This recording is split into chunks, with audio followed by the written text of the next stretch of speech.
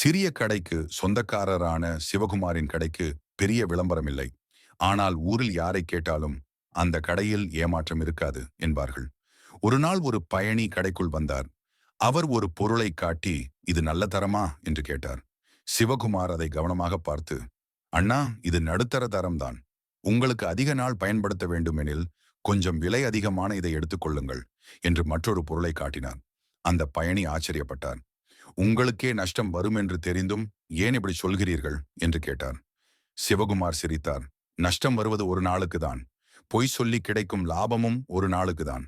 பொய் இல்லாத வாழ்வால் கிடைக்கும் நம்பிக்கை வாழ்நாள் முழுவதும் என்று சொன்னார். சில நாட்களிலேயே அந்த பயணி ஊரில் பெரிய தொழில் தொடங்கினார்.